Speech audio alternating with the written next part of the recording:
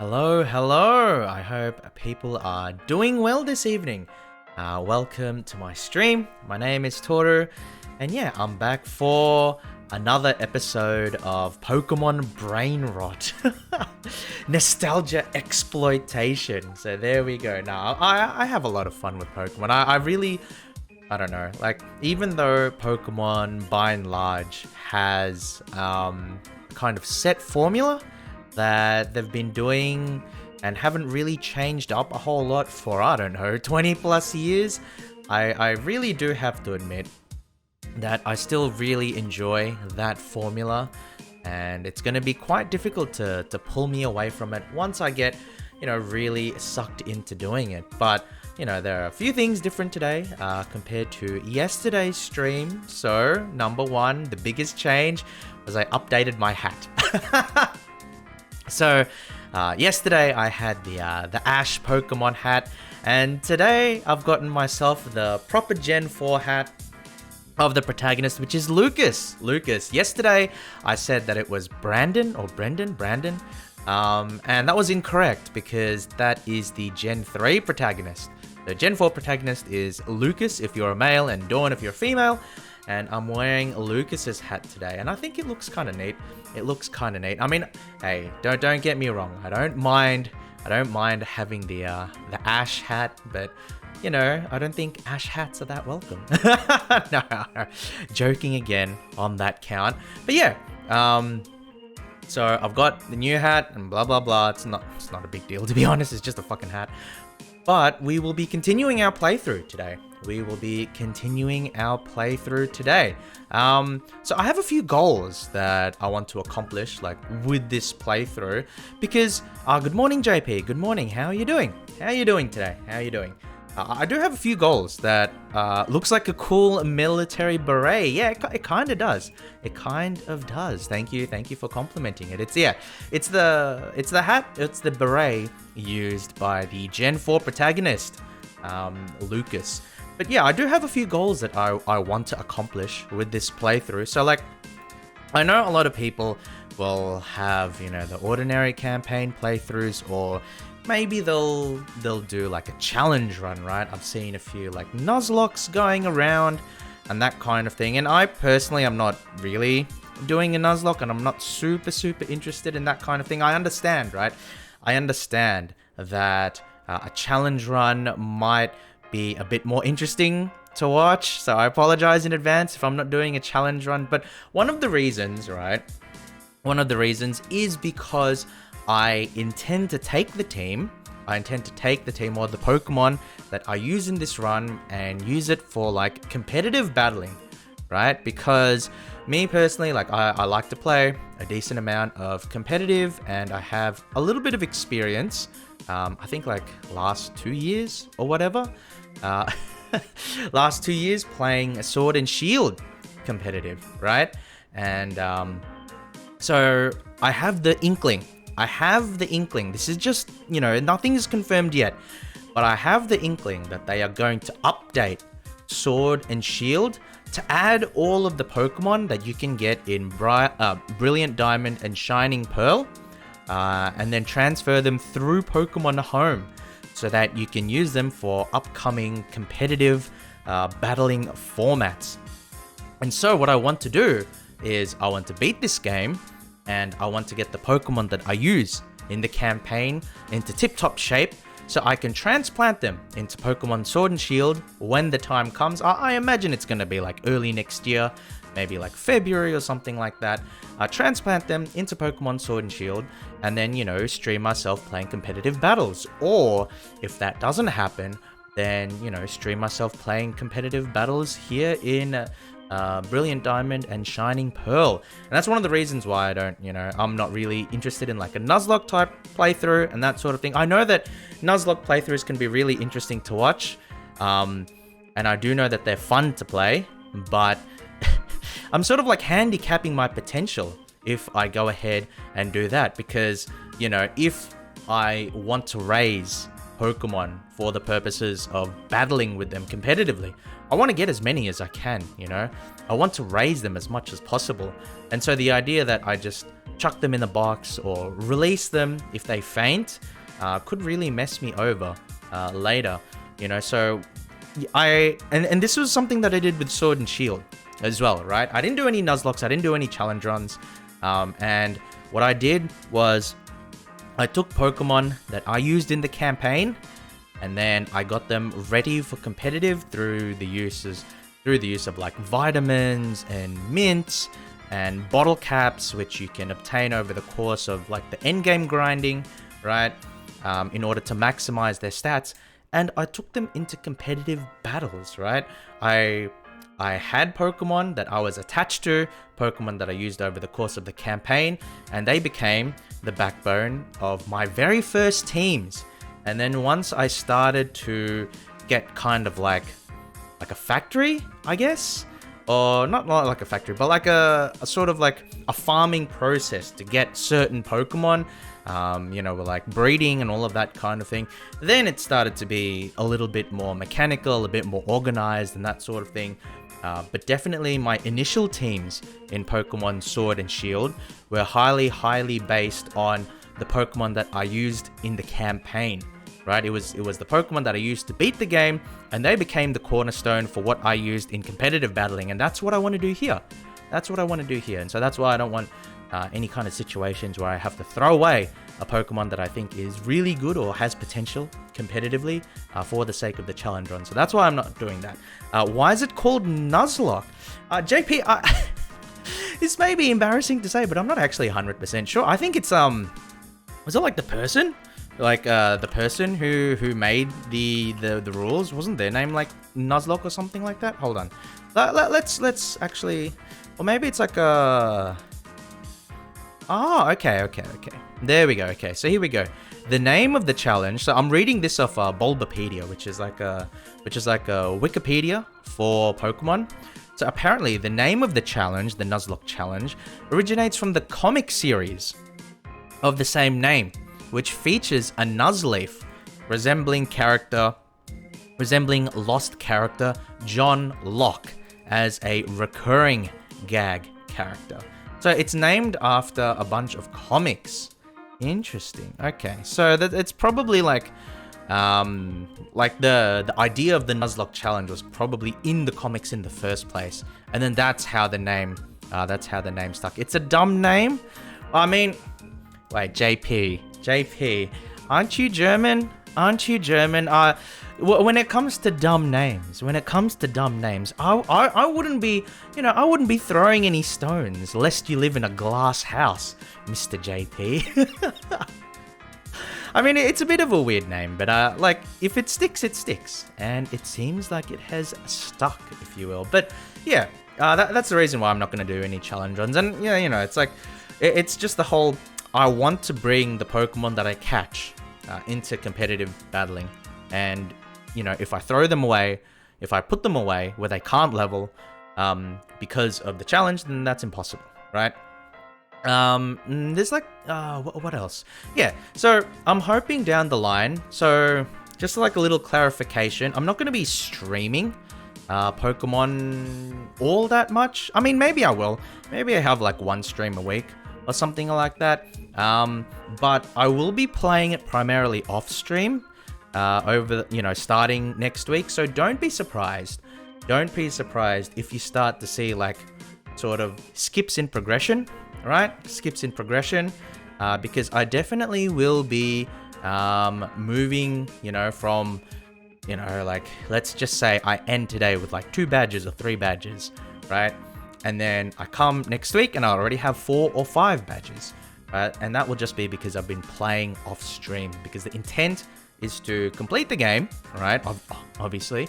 And yeah, I will stream my progress from time to time, but it won't be one continuous story experience. And that, again, it's not the most like, again, I can see why people would be attached to seeing the whole thing at once, but I mean, it's a 15 to 20-year-old game. I mean, I think the majority of people, unless you never played the originals, unless you're unfamiliar with the originals, like, the story in Pokemon's like not that important, guys. I think building the bonds with the Pokemon is definitely important, and I want to showcase that as much as I can on stream.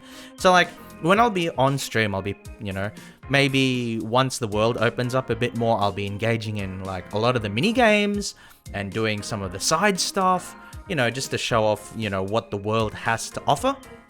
And, you know, deepening the bonds with the Pokemon and showing them off in, you know, cool situations. But in terms of like the hard progression, you know, I will be playing it off stream, so do not be surprised if there's like sort of skips in the story, if you will. Germans just take over the English terms often when it comes to that stuff. They adapted the work challenge. Do you mean word challenge, JP? I think that may have been a typo on your end. Yeah. But I mean, yeah, but that works for English terms, right, that have been adapted. But like when it comes to native German terms, it's a bit weird, right? It's a bit weird. So I don't think that, you know, you have the right to call people out on weird naming schemes, right? But my stream experience, well, welcome to the stream, Setsu. Welcome to the stream. And I think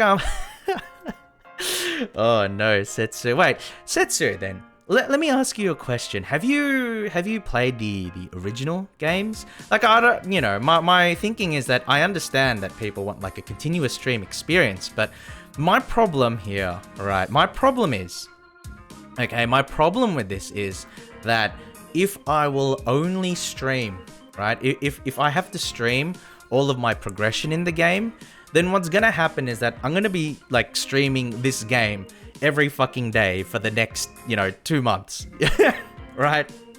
And, you know, I'm not doing that. I'm sorry, I'm not doing that. No thanks. No thanks. Word, yeah, I call out German names too if they are shit. Well, I mean, I guess, JP, then you'd be calling out a lot then, would you? I would like to say yes, but I don't remember much from it. That's fine, Setsu. I'm pretty much in the same boat. It's funny, right? For me personally, aside from Gen 8, so aside from Sword and Shield, it's actually the older the game, the more I remember. So like, I played Sun and Moon. I didn't enjoy it too much. I didn't play Black and White. I didn't play Black and White 2. And I didn't play X and Y. I briefly remember parts of, you know, Diamond, or I played Platinum actually. I remember, you know, I roughly remember the framework of Platinum. I remember most of Emerald, and then I remember a lot of, well, what did I get? I got Gold. I got Gold because I got the Ho-Oh. Yeah, I got Gold, and I remember probably the most. Well, you know, Gold and Pokemon Blue. Like, I remember the most about those two. So, my memories of Pokemon is, like, inverse to time, right? You'd think that the games that you play the most recently would be the most fresh in your memory, but for me, it's the complete opposite. For me, it's like the older the Pokemon game, the more I remember. So when it comes to, you know, Diamond, Pearl, Platinum, Generation 4, like, I do remember some of it, or like the outline of it, but I don't remember all the intricate details, whereas I remember much more of like Generation 1 and Generation 2. Yeah, I played this one for sure. I remember bringing Empoleon online. Empoleon is a really cool Pokemon. If it wasn't for the fact that, you know, if it wasn't for the fact that we had TORTERRA, like the coolest land turtle you've ever seen, then I would definitely choose a Piplup for my starter, because I think Piplup has the best designs of the starters. I think Piplup is the cutest, but TORTERRA is the coolest of the fully evolved forms. And I do like Empoleon. I actually really like Empoleon competitively. You know, because it's got Define, which is a really powerful ability. It doesn't necessarily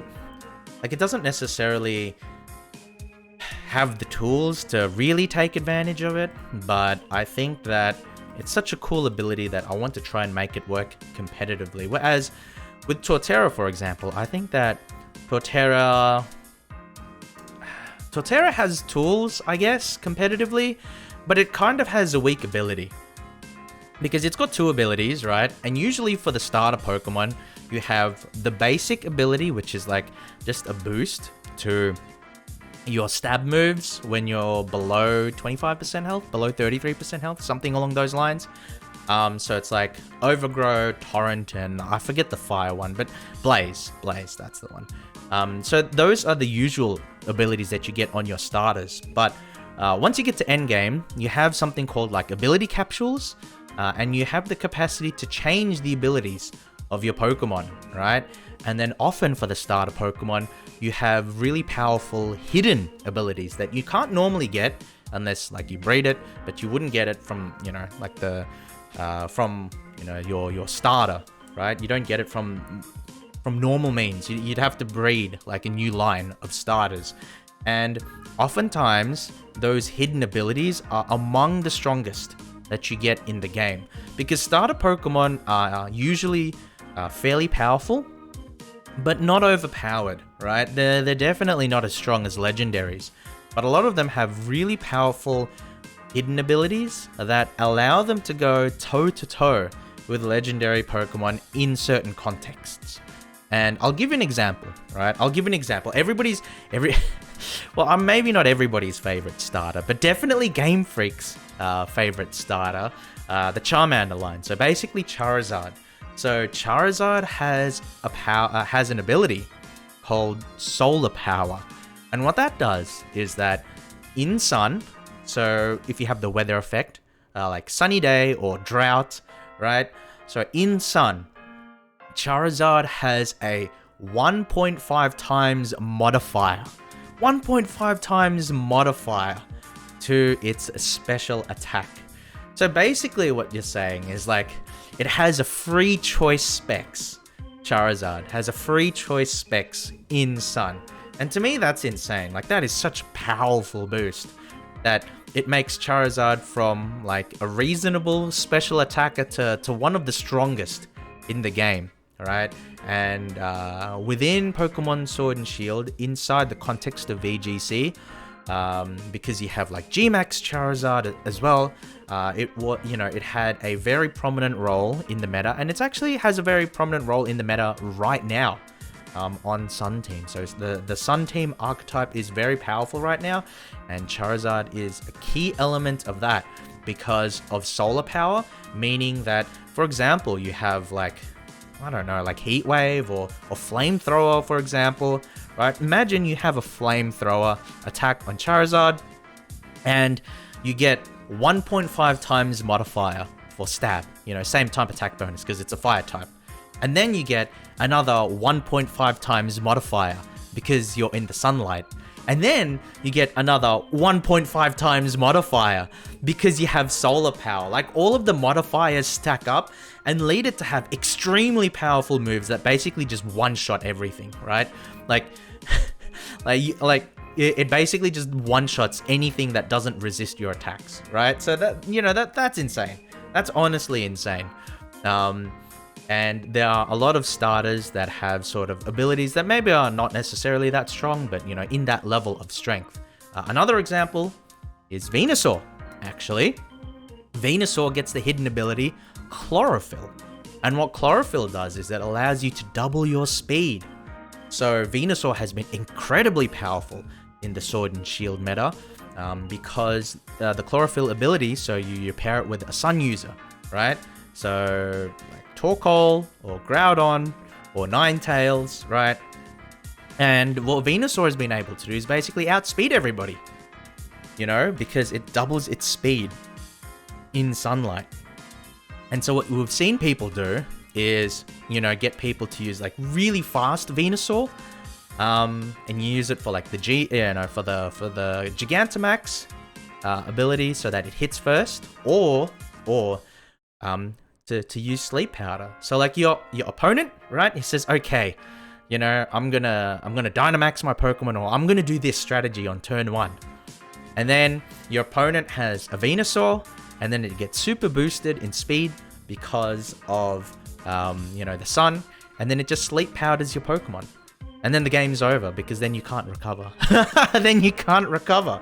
So that's fucking insane. And actually, the meta right now in Sword and Shield VGC, so competitive doubles again. Like, because whenever I talk about competitive Pokemon, whenever I talk about, how Pokemon are and balance and things like that, my framework, my reference is usually competitive doubles, so VGC. And VGC, so I guess I'll start from the start. So what VGC stands for is Video Game Championship, and it's in reference to the official tournament rule set that the Pokemon Company implements for their offline, and now online because of pandemic, their offline tournaments, right? And so that's what VGC stands for.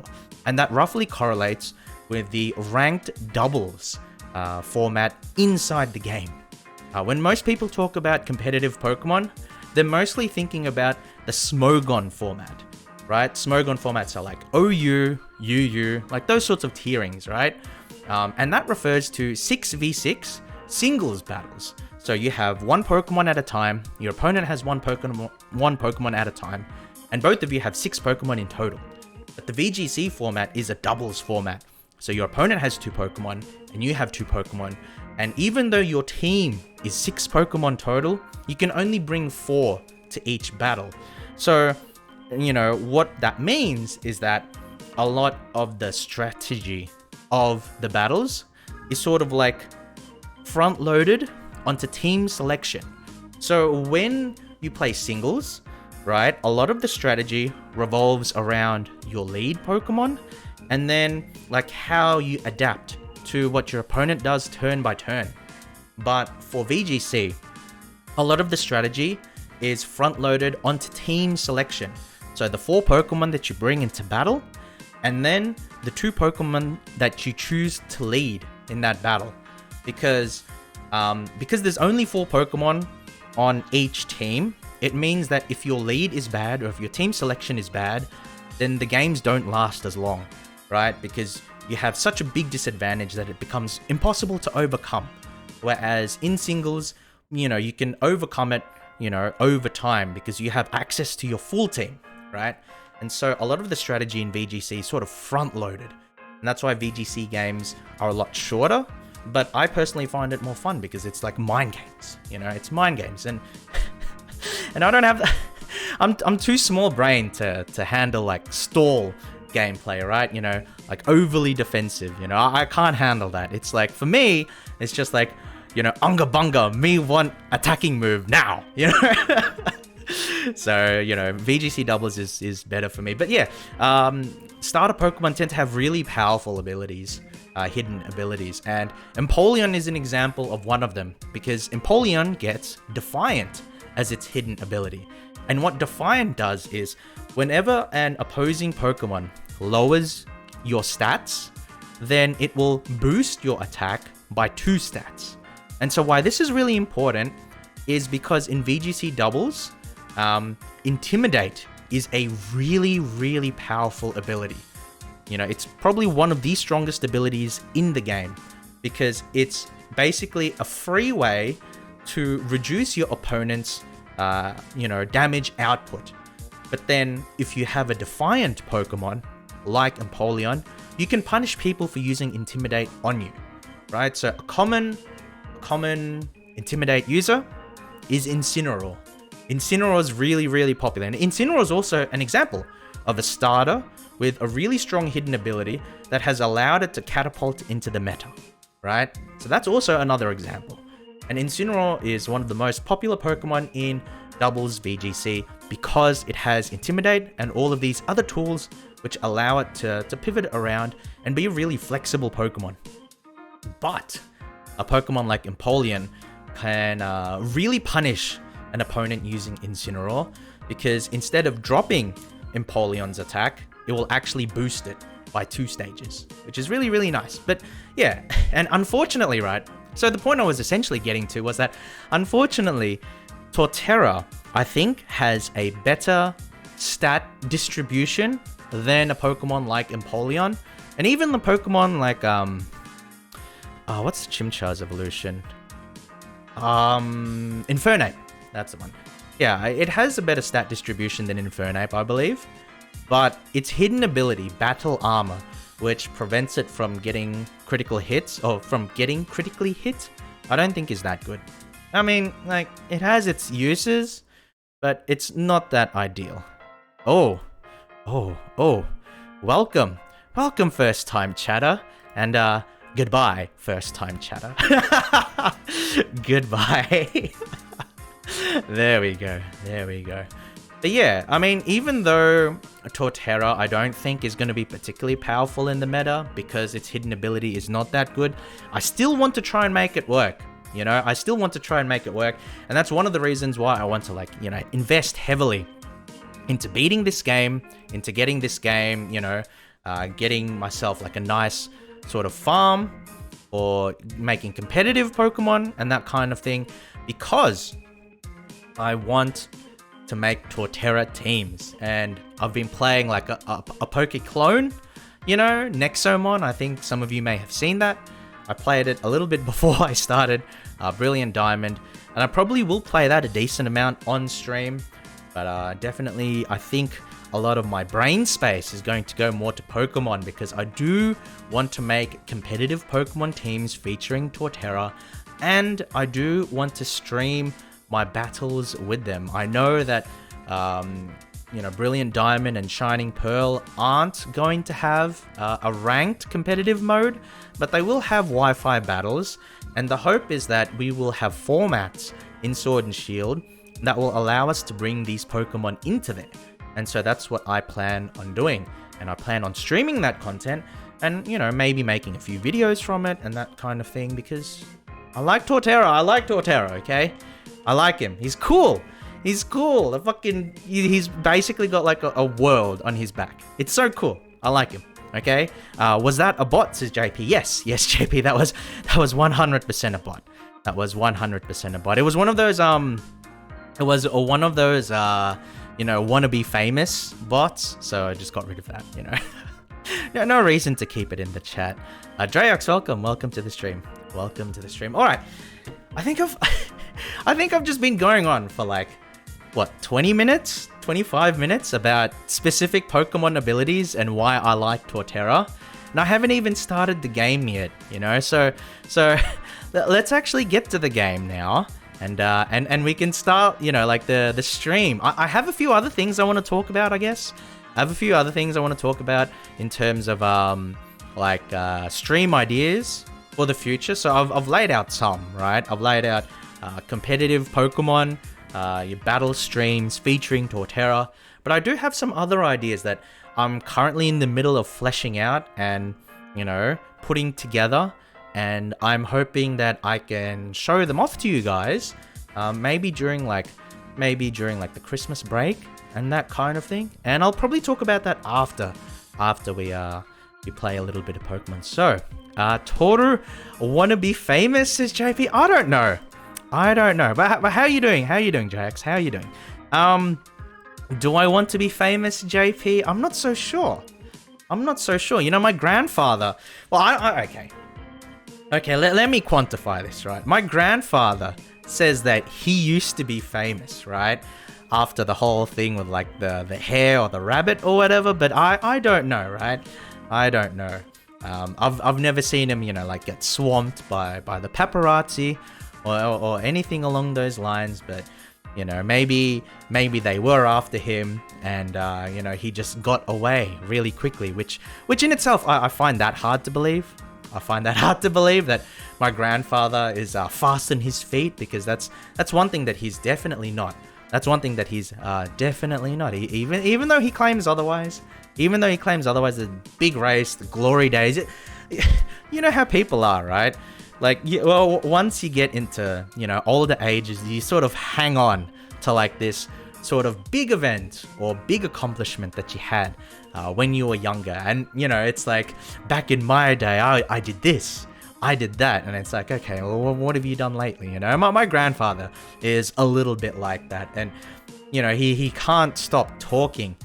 He really just can't stop talking to myself, my brothers and sisters, and my cousins and everything, because, you know, there are a lot of hatchlings. There are a lot of hatchlings in the family.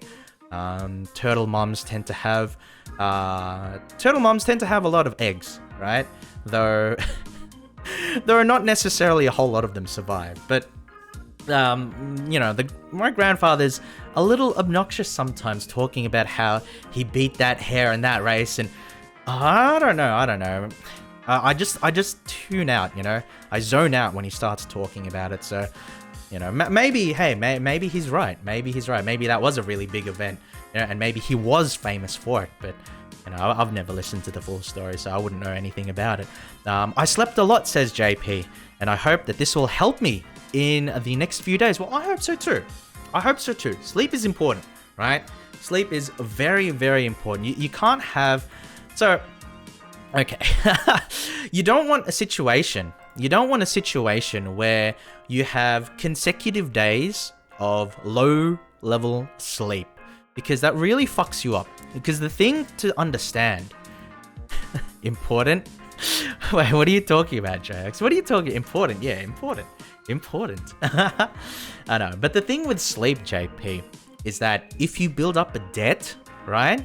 If you build up a debt with the bank of sleep, then they tend to charge high rates of interest, if you know what I mean, right? And so I guess what I should be saying is that, if you incur sleep debt, then sleeping normally or adjusting your sleep for one day is not necessarily enough.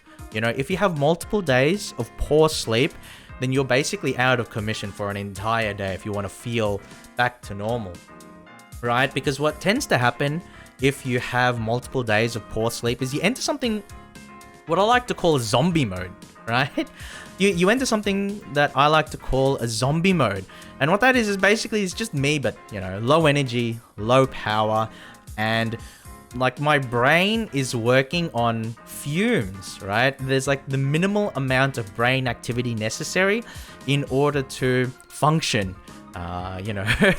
in society, right?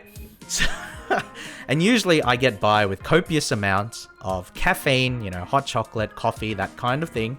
But it's really not good for you. It's really not healthy.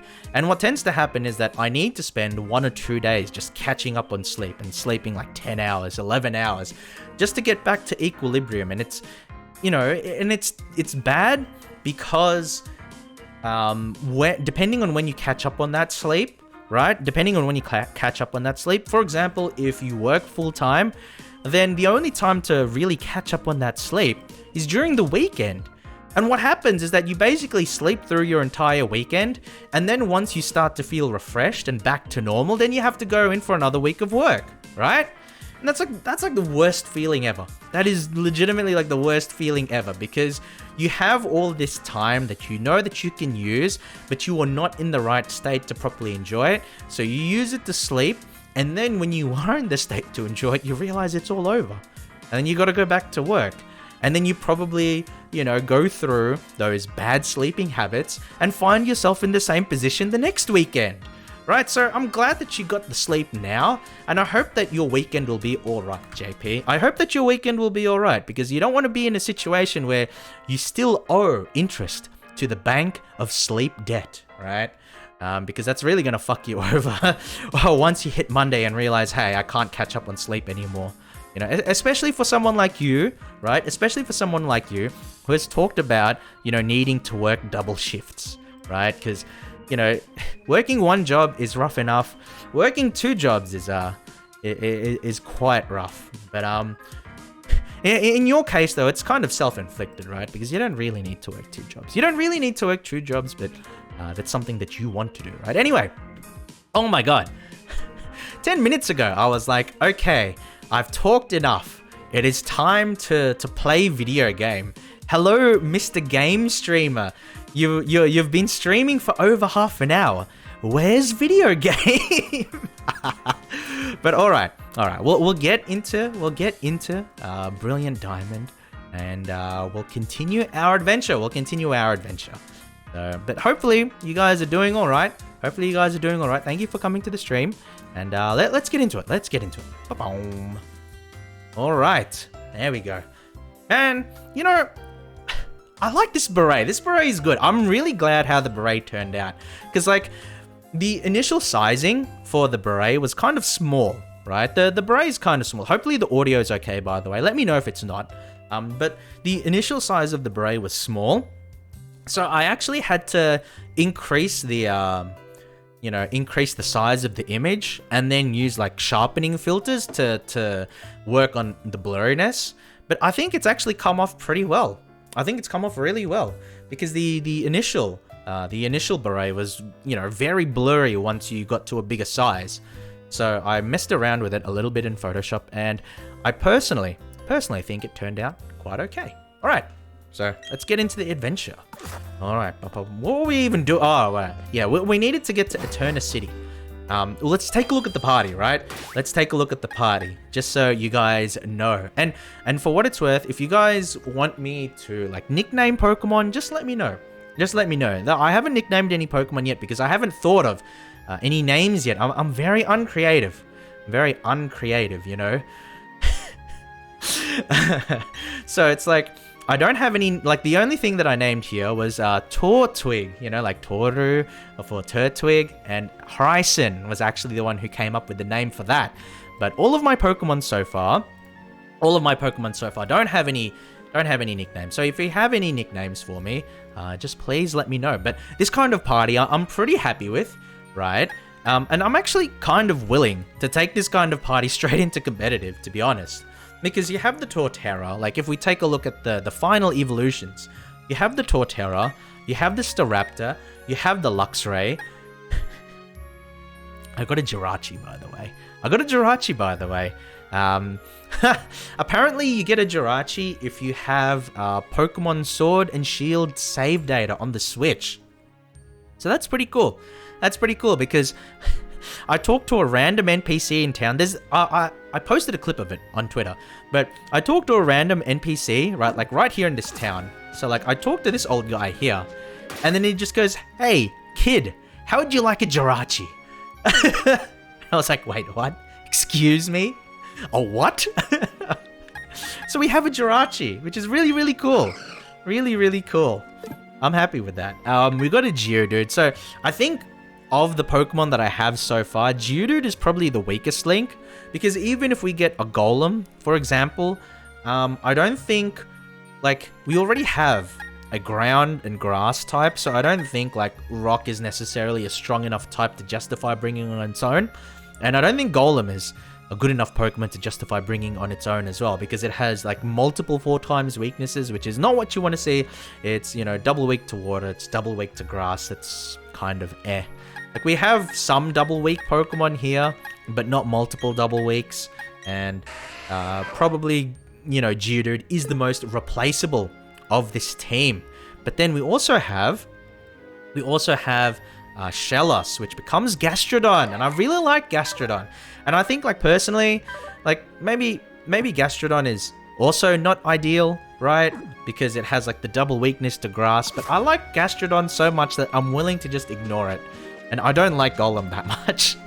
So out of this team, I'm happy with all of them so far, except maybe if we find a better Pokemon than Geodude, then we might take it. So if we can find like a fire type Pokemon, and then we can complete the fire, water, grass core, that would be really nice. What's this? Steel, Psychic. And then, yeah, or maybe if we get like a dragon type Pokemon. What's a dragon type Pokemon in here? Like Garchomp. Garchomp's a really popular one for Generation 4. Maybe we can replace him with Garchomp, but then maybe I'm loading up on too many ground types. I don't know. We'll see. But the main thing right now is that I'm pretty happy with the TORTERRA and the Gastrodon core, and then supported by Staraptor, Luxray, and Jirachi. So anyway, we'll see how we go from there. Our next stop is Eterna City, I think. I think that's like north here, because we just go through the forest, right? Am I wrong? I don't even know. Hold on. Where's the map? There's like a map, right? Town map. Let's see. This is Eterna, surely. Yep, okay. So we go through the forest up here. Man, this is comfy. I like it. Look how comfy this is. Wow. Beautiful. And, like, I get it, right? It's like, okay, you know, this is a pretty straightforward, like, remake of Gen 4. It's not that new. It's not that special, blah, blah, blah. I don't give a shit. I don't give a shit. This is comfy. You know? This is comfy. You can thank Pokemon for that. We thank Pokemon for everything in this universe. Because Pokemon do literally everything. So... where do I go? Can I, like, not even get through here? Hold on. Would you like to buy some honey? I mean, I guess I'll buy 10. But then, it's like, where do I go? I can't necessarily go from here, can I? Can I? It's like, you can't go up there. There's a sweet scent in the air. Okay, let's get the bark with honey. Yeah, we can't. So where do we actually go from here? I guess you can go from Oreburgh City and then you just go north. You just go north. You can't go from here. Okay, that's fine. That's fine.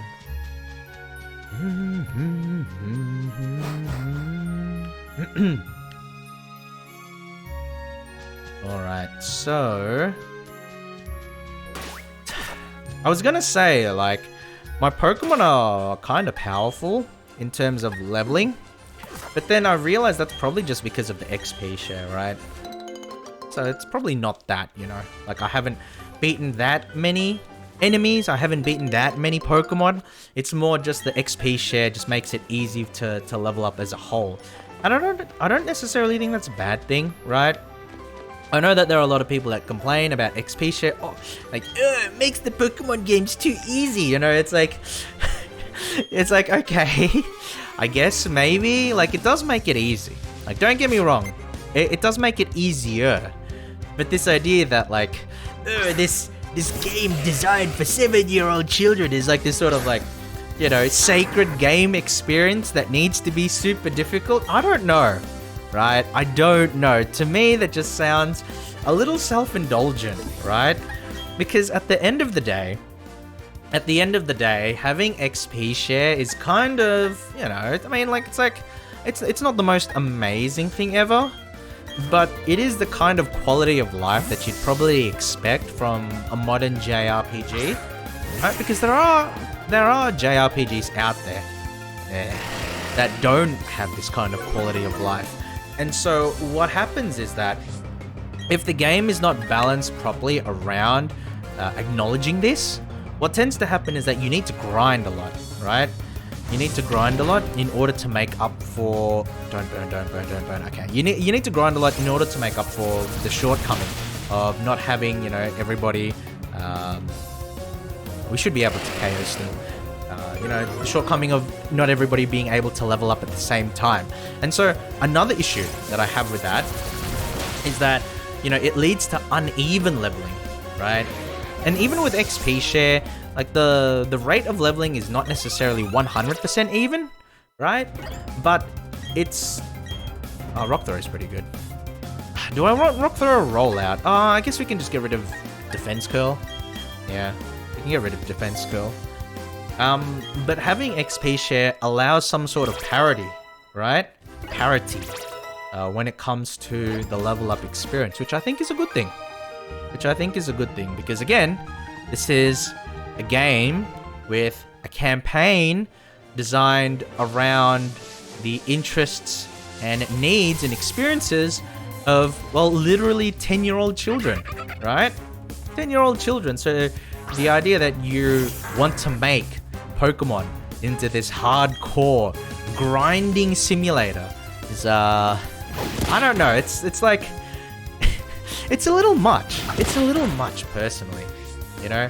Maybe I'm what's killing the Pokemon franchise because I am advocating to make things easier, to make things simpler, you know. But like, okay, cool, we got it. To make things easier, to make things simpler, but you know, part of me is just like, no, come on, Pokemon's never been that difficult. Like, get over yourself, guys. Get over yourself. Pokemon's not that difficult, you know? It's about catching cute Pokemon, getting them to slaughter and murder other people's Pokemon. Oh, wait, I don't want him in the party. Like, I don't mind Floatzel, but I mean, he's no Gastrodon. Wait, actually, wait, is this Shellos Storm Drain or Sticky Hands? Ah, it's Sticky Hold. I want Storm Drain. Make it, you know, completely invulnerable to water attacks.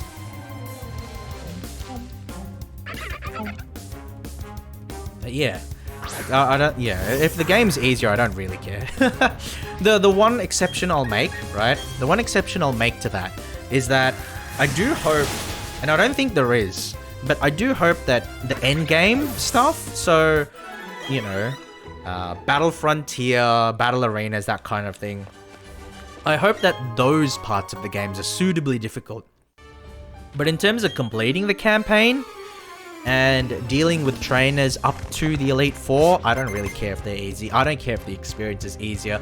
You know, I just care if the Pokemon are cute, if there's quality of life, and if there's, you know, if there's like a decent amount of soul in the experience. And you know, this is a remake, so the amount of soul that's here is, you know, kind of questionable because it's a remake to begin with. But I do like it so far. There are a few nice touches.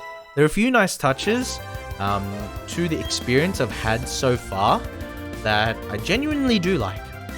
Alright, so an example is that when you throw out the Pokemon, when you throw out your Pokemon, like your starter, when Grotle comes out of the Pokeball, there's like a zoom in on the face, which is, you know, really cute.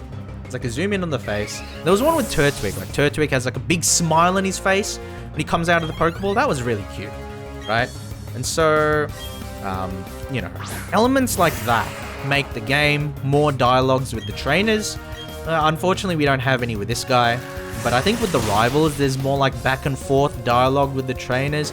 More of that is good, you know, more of that is good.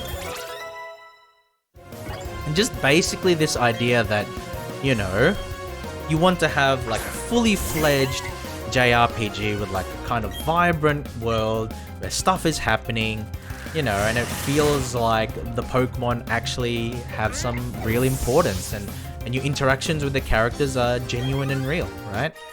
You know, at least as real as an NPC can be in a game, right? But I understand that Pokemon has a formula, but anything that they can do to like add on the formula and make it a little bit, you know, more high effort, high production values, I think that's appreciated. Let's just battle this person.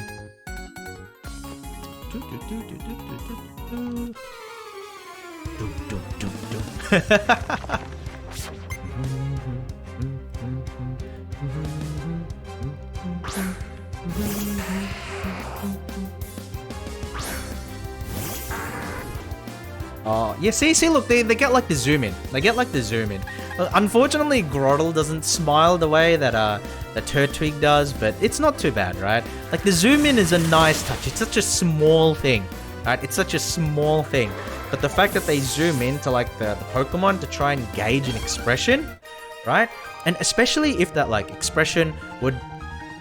I don't know, I'm just thinking into fantasy now, but, like, if that expression roughly correlated with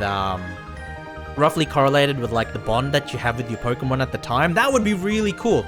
So if like the Pokemon hated you, then when they come out of the Pokeball, they're all grumpy, and then if, you know, if they love you, then when they come out of the Pokeball, they're all smiles and all, like, that would be so cool. And it's that sort of like small, you know, small implementation that would make a game like Pokemon, because ultimately the draw of the Pokemon experience. Here I am as like someone who plays VGC. Here I am as someone who plays competitive Pokemon, right? But the draw of Pokemon is bonding with the cute monsters, right? The draw of Pokemon is bonding with these cute creatures. And so having like these sort of small ways of creating that emotional connection is definitely a positive thing. And obviously, I don't think that they've put it into this game. But it is something that they can do in future games. So, in saying that, Game Freak, Pokemon Company, hello, I'm here, hire me, hire me. I'm out here giving you free advice. Oh my goodness. Ooh, Pachirisu. Always the same chipmunk. Not this time, JP, not this time. We got a Pachirisu this time around. I'm gonna capture it. I'm gonna capture it. I know that Pachirisu has like a special place in the competitive Pokemon community because Pachirisu, this is like one of the Pika clones, right? Like every generation, there's like a Pokemon that comes out, and then it's like, it roughly occupies the same niche or the same, kind of concept as Pikachu, right? We've had like Pachirisu is an example. You had Plus and Minun. You have what do you call it? Like Togedemaru, those sorts of Pokemon. What's the one in Sword and Shield? It's like the one that's a dark type and electric type. It's the one that Marnie has. I forgot the name of it though. But there's that one, right? There's that one. But Pachirisu in particular has a special place in the heart of the competitive Pokemon community because unlike the other sort of Pikachu clones or whatever, Pachirisu is actually a world champion Pokemon. It was used as part of the world champion team in, I think, 2017, I want to say. Maybe 2015. One of those years. It was used in the world champion team and was actually critical to the success of that player. To the success of that world champion. And so ever since then, it's been like a catch cry for people in the competitive scene that, hey, you can actually win with just about any Pokemon. If you can become a world champion with a Pachirisu in your team, you can win with just about anything, right? And so that's why it has a special place in the hearts of people in the competitive community. Oh my god, that did 0 damage! Huh. I mean, he's lowering my attack, but Thunderbolt is a special move, so that doesn't really matter. Damn! This Pachirisu's bulky! He's tanky! My Oshi wanted to catch it, but accidentally knocked it out every time because she got distracted by chat or was too dumb to understand the damages, the amounts of damage that you get from the skills. Well, I don't know, JP. Like, how could you get too... I don't know. Like, if your Oshi accidentally knocked it out multiple times, then she sounds like a bit of a bird brain, if you ask me. Okay, there we go. And then we can just chuck a Pokeball here. And this should be able to catch it.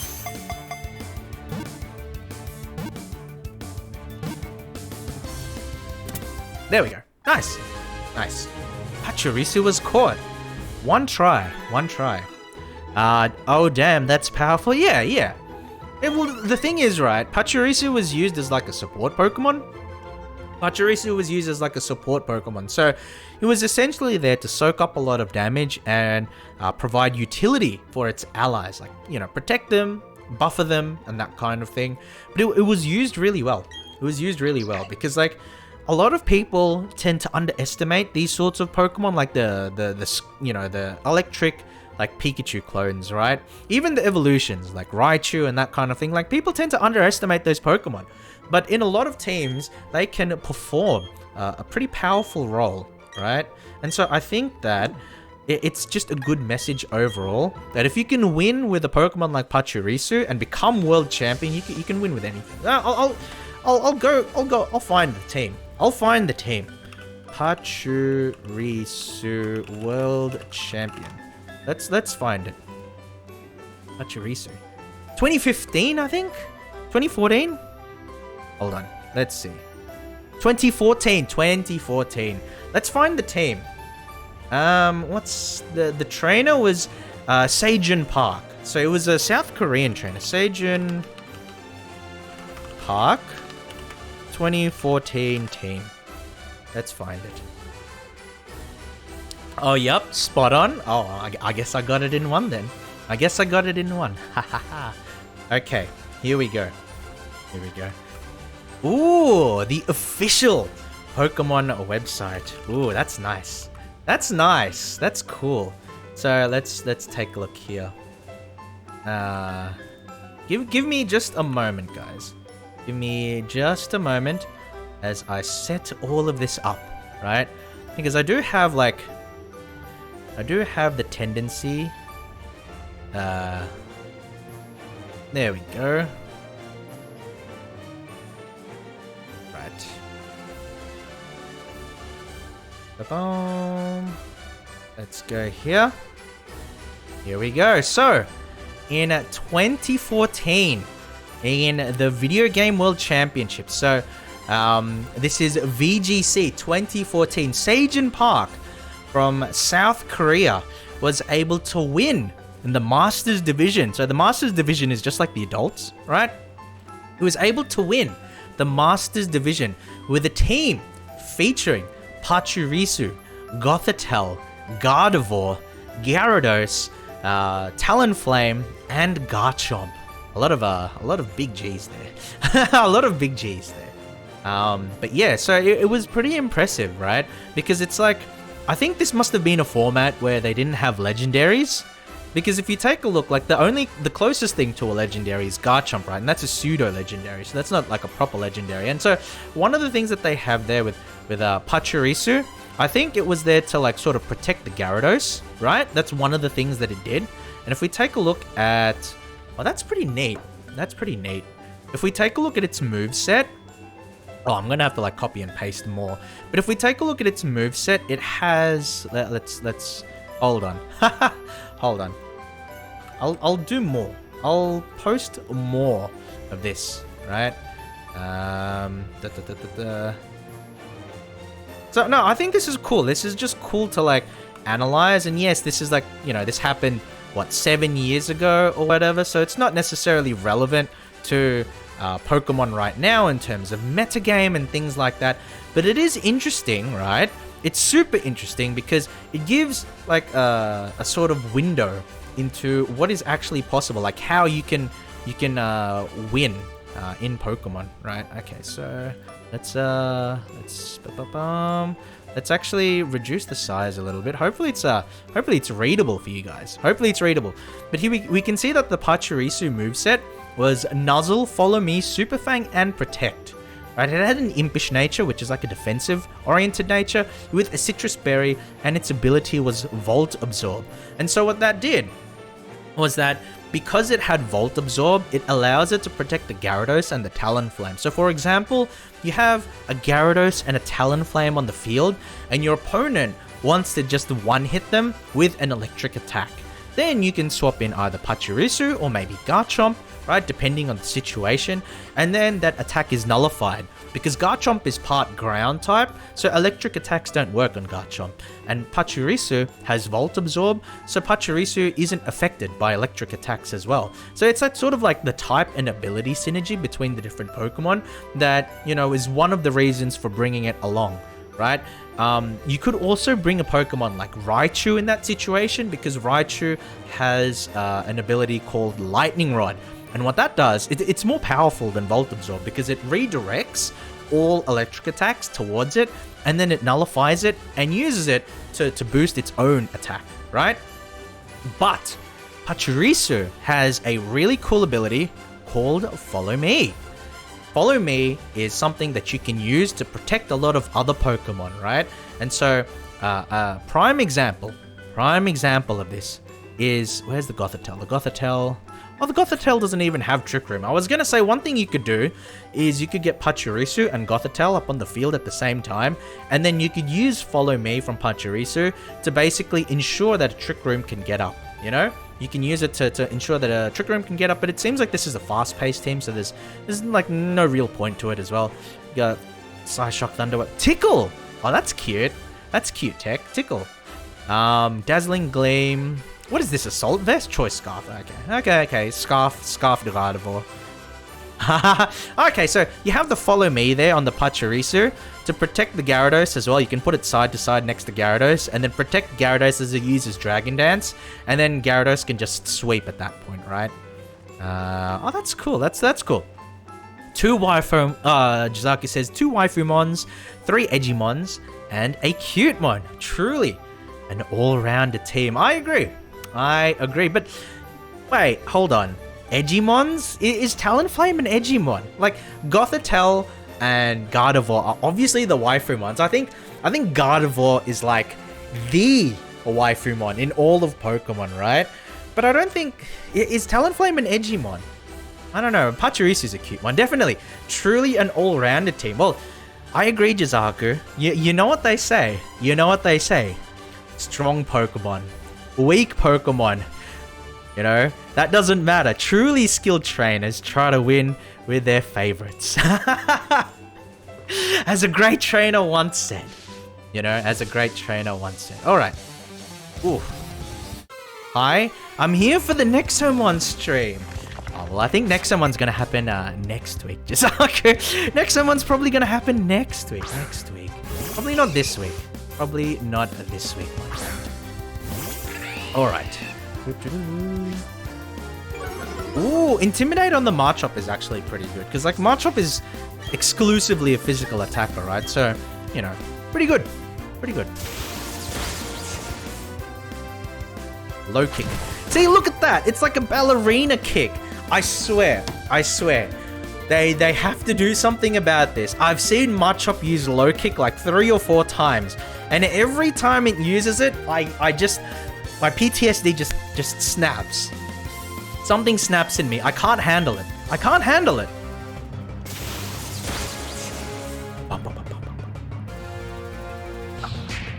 Okay, low sweep. Oh, no. Well, low sweep reduces defense, doesn't it? Or speed. So he'll probably outspeed me this turn, but I should be able to kill him with a Thunder Shock. That's fine. Oh, we still outspeed. Slow Machop, eh? You should play them alternately so you can compare the two. Well, the thing is, like, I'm not really that interested in, like, a proper analysis of Gen 4. I'm just doing it so that I can make my Torterra teams. But I do want to play Nexon. I do want to play Nexomon. I do want to play Nexomon and see how that goes. And see how that goes. But you know what? You know what? Sorry guys. I actually need to BRB.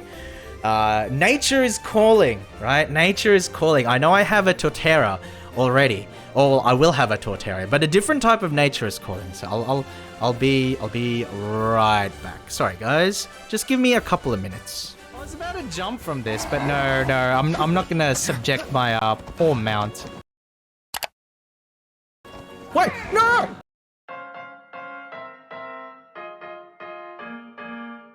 Gamer extraordinaire? Not really. Just a tech and RPG loving turtle wanting to get out of my shell. My grandfather always taught me that life is a journey, and that as long as you keep moving forward, you'll reach your destination, regardless of what those pesky hares and rabbits tell you. And I want to share that with you all, the ups, the downs, and the in-betweens. It'll be a fun ride. I'm going to make sure that they will never, ever cross me again. There we go now. These spiders, they bother me. They bother me on a daily basis. So I will fight them. I will fight them on the beaches. I will fight them on the plains. I will fight them in the city. And I will not rest. I will not rest until I have eliminated and destroyed each and every single one of these creepy crawlies. Because at the end of the day, nobody messes with Torterra. There we go. I punished Bag's statement on cooking raw cookie dough by putting it in my tea. So, wait, Jack Splunk, wait, what? What do you say? I took a bit of that and sent it to him on stream. Oh, you know, Jack Splunk, I think, I don't know. I think some people would see a sentence like that and maybe recoil. Normally, I would also be like that, you know? But sometimes acceptance is the key word here, right? Because, you know, putting the dough in the tea, sometimes that's just the way the cookie crumbles. But if you want the rendezvous with Octavia Milanitis, you'll have to wait for tomorrow. You'll have to watch tomorrow's stream. Why are you running? Why are you running? Oh, no. We're gonna do this tomorrow, JP. I know you really want to read about the explicit and illicit hand-holding that's sure to happen. But no, if you want the raunchy action, you're gonna have to wait for tomorrow's stream. This is closer to what, you know, I expect to be when I play... Oh, no. When I play Hammer, right? This is a bit closer to what I'm expecting. It was at this moment that he knew. He fucked up. Oh! Okay. Okay, maybe.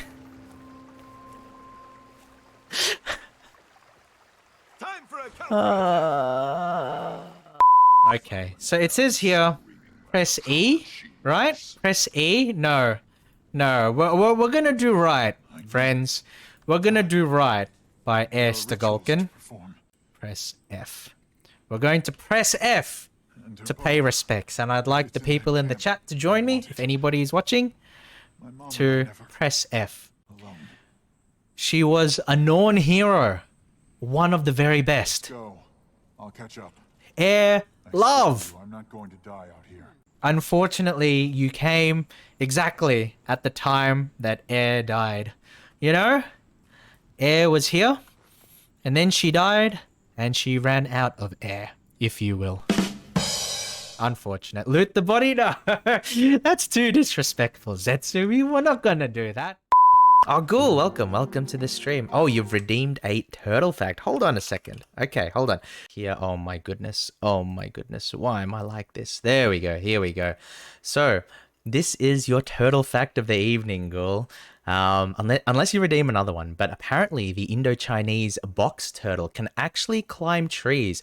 And so what they have is they have claws. You know, they have big front claws that allow them to climb trees in search of fruit. It's a unique feature, and they can easily right themselves if they fall onto their backs. And that's actually pretty rare. That's actually pretty rare because a lot of turtles, when faced with that kind of situation, they kind of struggle. You know, they kind of struggle. But okay, there we go. That's our little turtle fact. Thank you for the redeem, Ghoul. Thank you for the redeem, and I hope you're doing well this evening. Let's get back into the game, shall we? But Toru, I want to be the top 0.01% of Twitch, Sag. Oh, welcome to the stream, Setsu. No, I shouldn't say this. I'm gonna get banned if I say this. No, okay. But if you want to get to the top 0.01% of Twitch, then just buy viewer bots. Fake it until you make it. No. Alright, I'm back. How you going, guys? He was slow because those fancy ballerina kicks take a lot of energy. Oh, you're talking about the Machop earlier, JP. That makes sense.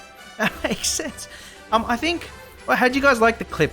How'd you guys like the BRB stuff? That's actually a new clip that I put together. Because, like...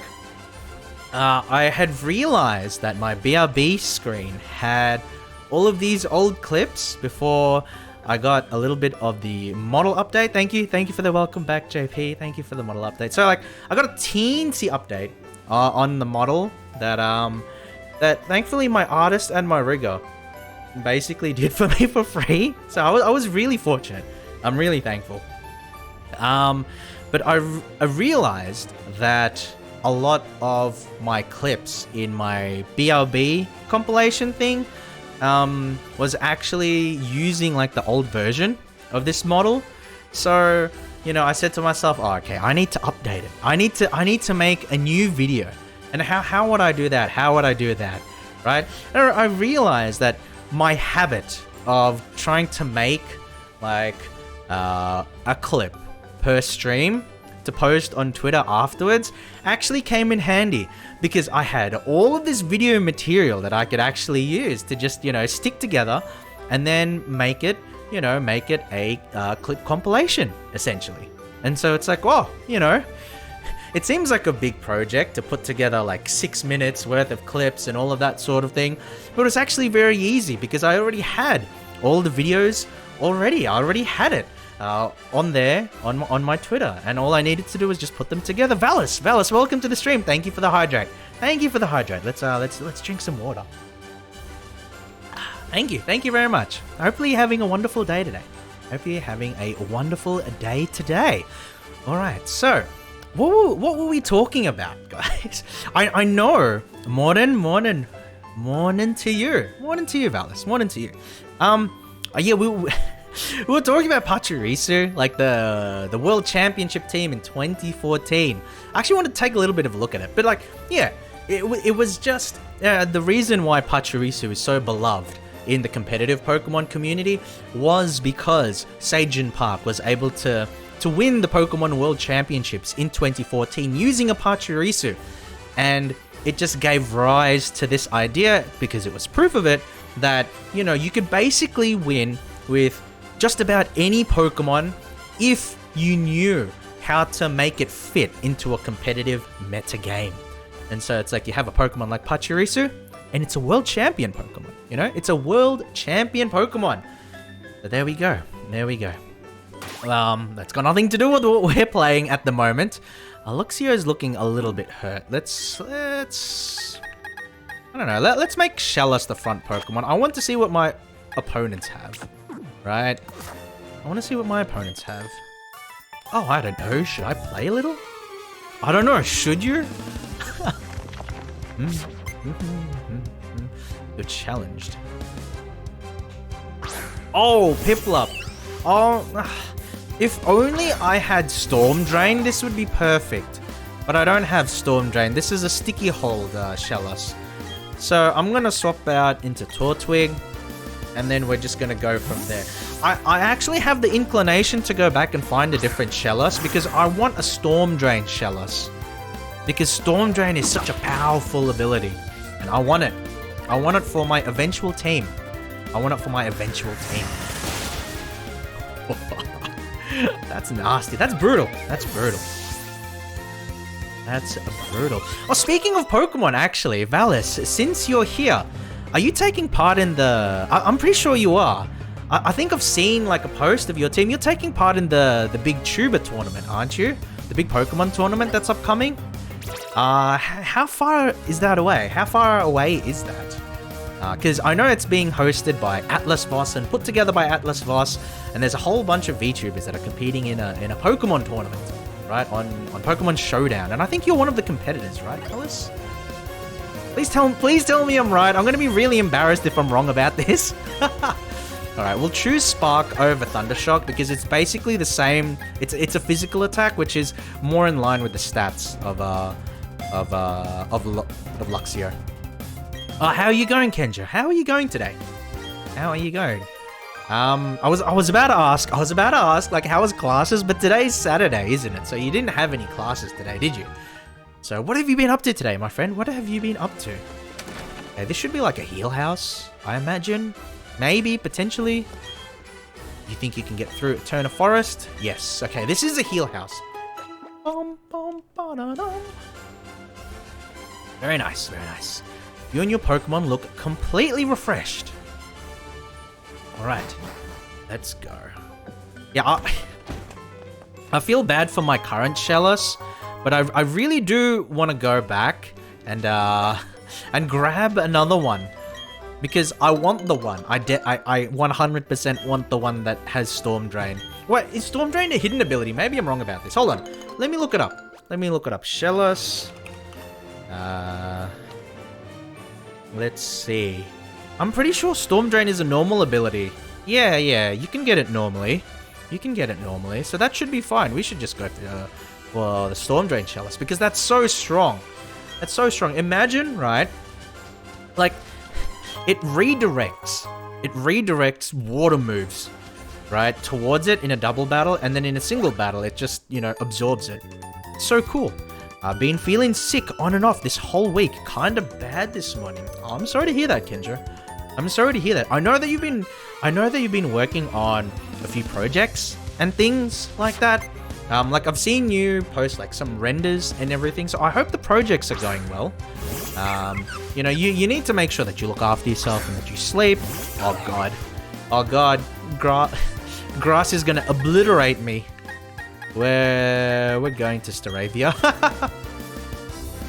But yeah, I hope that your projects at least are going well, Kenjo. Fingers crossed they're not giving you too much stress or too much trouble or anything along those lines. Because obviously, since you're not feeling 100%, then any work that you do is going to be like compromised, right? Just touch it? Wait, huh? just touch it? Wait, what do you mean by that? Well, what are you talking about, Kenjo? Just touch it. Just touch what? Poison? Poison point. Oh, grass. Okay. Oh, all right. I get it. I get it. Ha ha ha ha ha. Aha, touch. Oh. That's difficult for me. You know, that's difficult for me. I'm not good at touching grass. Endeavor. I don't like Endeavor. I don't like struggling for things, you know? I don't like the Endeavor. Damn, this trainer looking kind of cute. Not gonna lie. This trainer looking kind of cute. Oh my goodness. Settle down, Mr. Turtle. Settle down. Alright, let's go. Oh, doesn't poison tick for damage anymore? Wow, that's really convenient. It's another quality of life change there. I guess it works out for me. That's interesting. I actually would have expected like poison to tick down, but I guess it doesn't. From memory, I was able to catch the Shellos from here. I guess we can use the Pokedex just to be 100% sure. Shellos. So habitat. Yeah, it's right here. So this is where we were able to catch a Shellos last time. So we're just going to look for one that has Storm Drain. And how are we going to do that? We're actually going to have to lead with our Shellos and then just spam Water Gun, right? Because I think that's the only way to tell.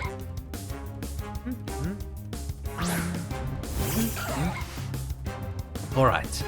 So here we go. Water Gun. Okay, this is a sticky hold. This is a sticky hold. Shellos, which is not what we're looking for.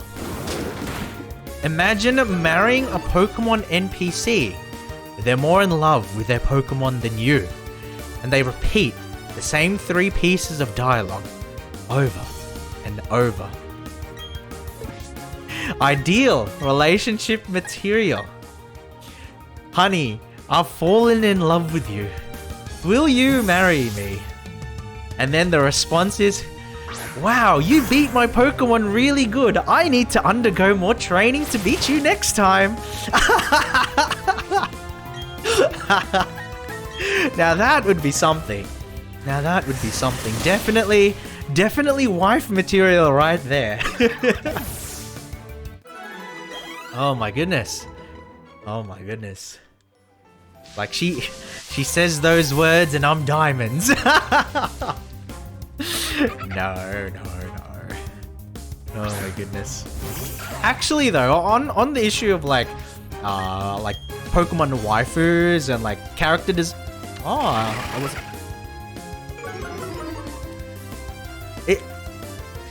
I'm not sure I like how he used the tail to use Growl on me. Alright, that's fine. That's fine. But yeah, speaking of like Pokemon waifus and that, and like character designs, I don't want Weasel.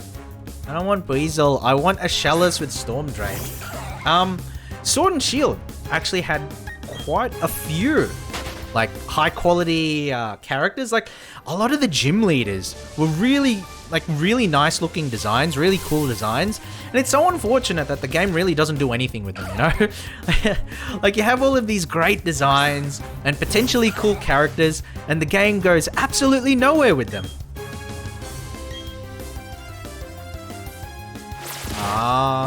I keep using Water Gun, right? Because I'm trying to find the Shellos with Storm Drain. So what I actually want is to find something where I won't be able to hit it, right? Because I want a Storm Drain Shellos so that I can nullify all water Pokemon. Or all water attacks. Pachirisu! I already got one though. If you say Sonia, I'ma deck you. Wait, why? Why? Why, Kenjo? What's wrong with Sonia? What's wrong with Sonia, Kenjo? Alright. It's such a shame that Sword and Shield is Sword and Shield. You know, yeah, that's the thing, right? Bidoof. I don't really care about Bidoof. The thing with Sword and Shield though, right, is like, I think competitively, there's issues I have with Sword and Shield, but competitively, Sword and Shield is actually pretty good. It's just that, like, campaign-wise, it's Sword and Shield, right?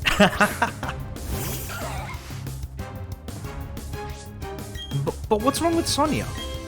What's wrong with Sonya? Ooh! Yes! Yes, this is the one I'm looking for. This is the one I'm looking for. Alright, he's gonna hit me pretty hard. Oh, well, I guess not. That's fine, though. I guess we can use Mud Slap. How much damage would that do? Because it just lowers his accuracy, right? So we can just spam it until he can't hit me.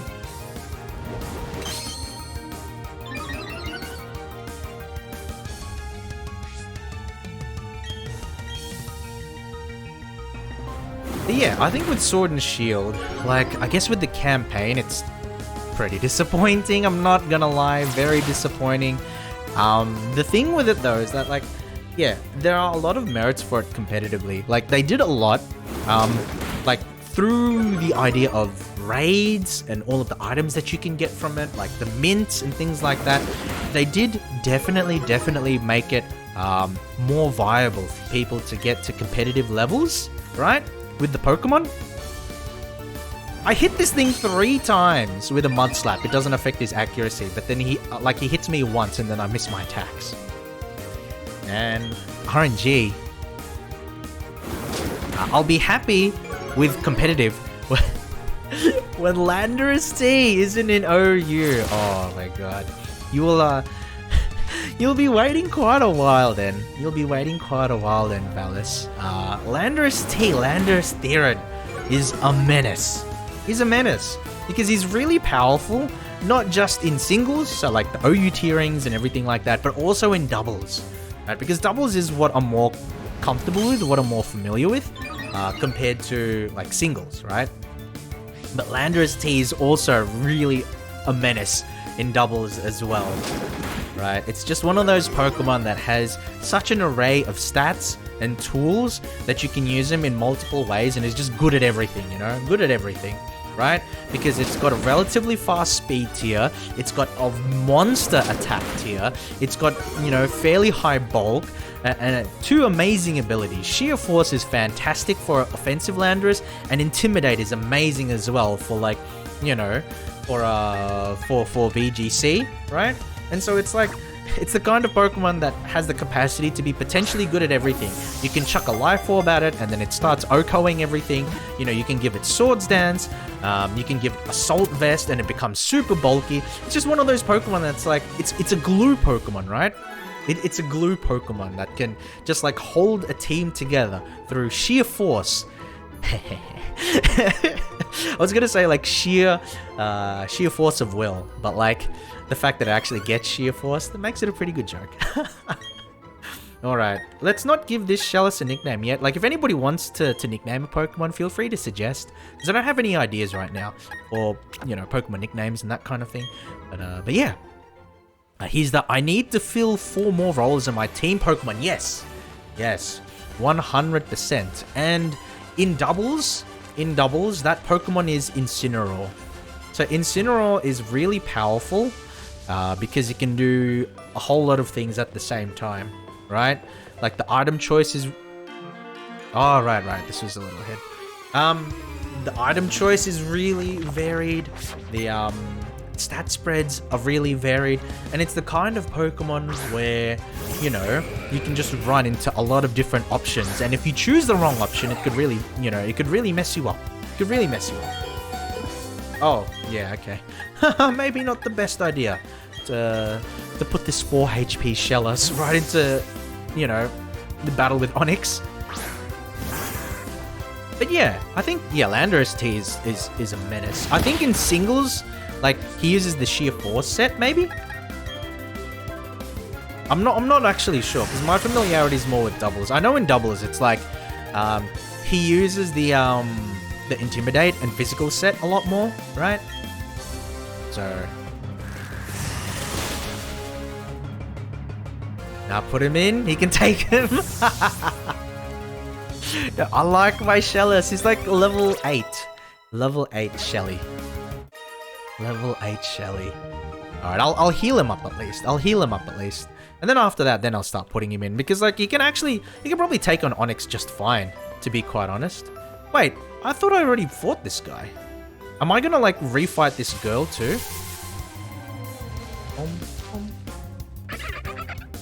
If Weasel hits me with, like, a water gun, I'll be fine. Like, even if I can't escape. But I don't know if he'll hit me with a water gun. Okay, he just uses Growl, that's fine. Hello, Toru. Hello, Gramps. Gramps Slime. Welcome to the stream. Welcome back. Welcome back. Hopefully you're doing well today. Hopefully you're doing well today. Alright, I'm swapping out. The slow speed of Shellos is really annoying. But, I mean, like, it's supposed to be a slow Pokemon to begin with, so I shouldn't be too surprised. But hello, Gramps. Hello, Gramps. How are you going today? How are you going today? What have you got planned? I guess it would be Saturday morning for people in the United States, maybe? I'm not sure. I'm not actually sure. I'm terrible. I'm terrible with time zones. Because, you know, I'm just a turtle. I've only got, like, a certain amount of brain space that I can dedicate to certain things.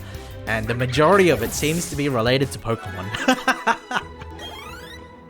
Alright, let's get Shellos out of the lead slot. Because I actually do need to just level up using some other Pokemon. Let's get Luxio up there.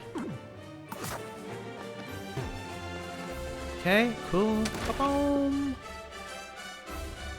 Alright. Get the heal. And then we can progress now. We can progress. I really needed the Storm Drain. I think the Storm Drain would be nice. Imagine not having the entire Pokedex stored in your brain. Casuals, SMH. Oh, it's kind of funny you mentioned that. Like, it's actually really funny you do mention that, Valis, because, like, when it comes to a lot of stuff to do with competitive, like VGC, so doubles, like I have too much knowledge.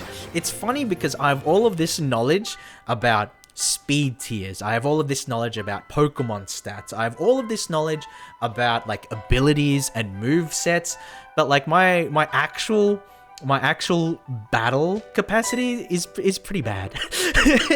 It's pretty bad. So, like, I always theory craft myself these fun teams. Hold on, let's see if I can find any. I always theory craft myself, like, these fun teams, but then, like, they don't really, like, work out too well in practice because, like, I just know next to nothing. Okay, so, like, I've got a whole bunch of teams that I was trying to put together for season 10. VGC. So now we're in season 11 actually. So I think all of these teams are not relevant anymore. I think these teams aren't relevant anymore, but, like, over the course of, like, a couple of weeks, I put together, like, you know, 8 teams or whatever, and then it's just like a sort of window, right? It's like a window into the Toru mindset, right? And the kinds of things that my brain gets up to. Yeah, that should be it. And I think I think I've shown this before. But this is like, so, like, it's weird, right? Because when I get really into competitive Pokemon, like, I just randomly think of ideas at, like, 1 a.m. in the morning, right? Like, I should be sleeping because it's like a weeknight or whatever. You know, I should be sleeping and I should be, you know, just doing, you know, normal stuff. And then what ends up happening, let's see if I can find it. What ends up happening is stuff like this, right? Stuff like this. It's like, oh, you know, it's 1:30 a.m. Toru, and you can't go to sleep, and it's Sunday evening, and you've got work in the morning. You know what? Let's make another Pokemon team. Make another competitive Pokemon team. So, like, you know, these teams aren't even relevant anymore because a lot of them were made under old rule sets. We can see here a lot of them are Series 10 rule sets, right? But now we're currently in Series 11. So a lot of it is, like, you know, kind of irrelevant, but I put a lot of these together, right? I put a lot of these together just because I could. Because on my Toru account, I don't have the capacity to make Pokemon in-game in Sword and Shield anyway, so it's like I have fun just making these teams and then just trying them out inside of Showdown. And so you can see though, a lot of them have like Landorus, because Landorus is really powerful. Incineroar is in a lot of them, you know, because Incineroar is also very powerful. Rillaboom is in a heap of them. Again, another scenario of a starter Pokemon with a really, really powerful hidden ability that, you know, sort of catapults it into the meta. And that is definitely what Rillaboom is. It's what Incineroar is, you know, and it's what Venusaur is, it's what Charizard is. There's a lot of Pokemon, many such cases of a powerful hidden ability carrying a Pokemon into the meta. But yeah, that's like some of the Torterra mindset, right? Graham Slime says, I live in the EU, but I just woke up. Nothing planned for today. Just gonna chill. That's good. That's really good. Because, you know, today's Saturday for you, right? So definitely, I guess EU, so it would be around midday for you right now, I would imagine. So I hope, Grams, that you have a really chill day.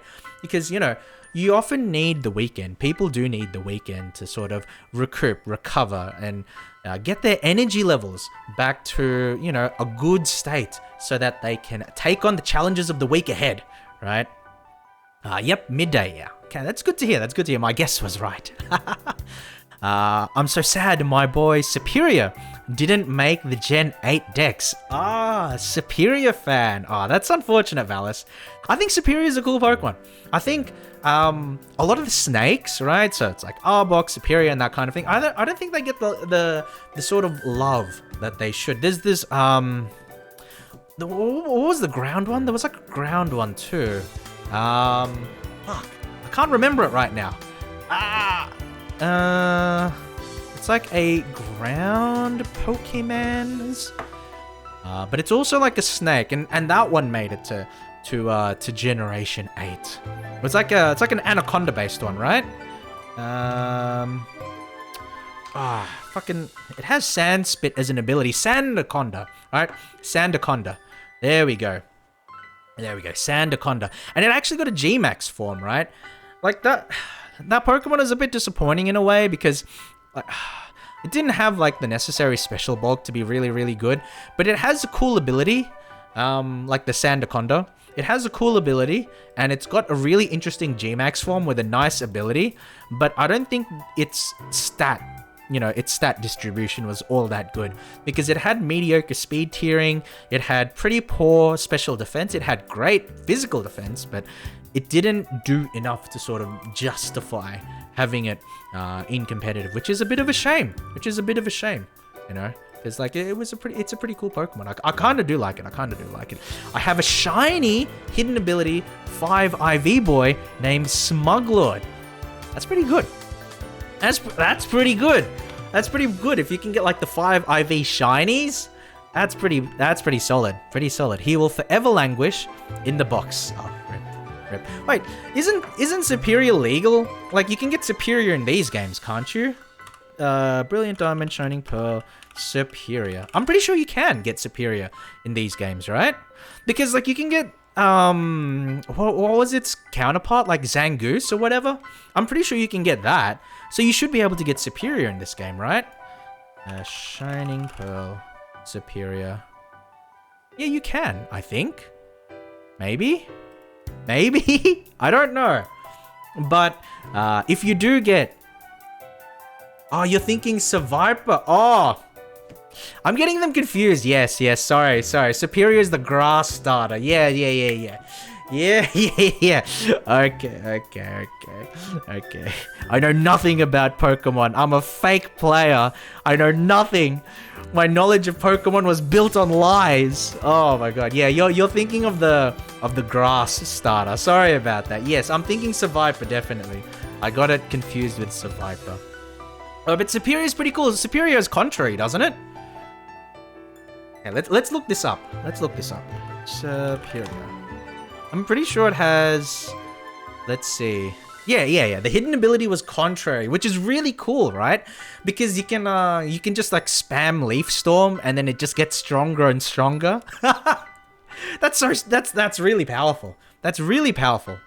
Yeah. We were talking about powerful hidden abilities on starters, hence why I mentioned yes. Well, I can't help it. I'm a fake Pokemon player. I'm a fake Pokemon player. But yeah, you can spam like moves like Leaf Storm, and then you just, you know, you just get to maximum special attack. And you just one-shot everything. Yeah, very nice, very nice. Hello, my name is Cheryl, and you are? Okay, so your name is Toru. I'm sincerely glad to meet you. Sincerely, why? We just met. Toru, may I ask you a big favor? I want to get through this forest, but I'm afraid of doing it alone. I've heard that there is a sinister group of people called Team Galactic about. Fake fan, 0 out of 10. Toru anti now.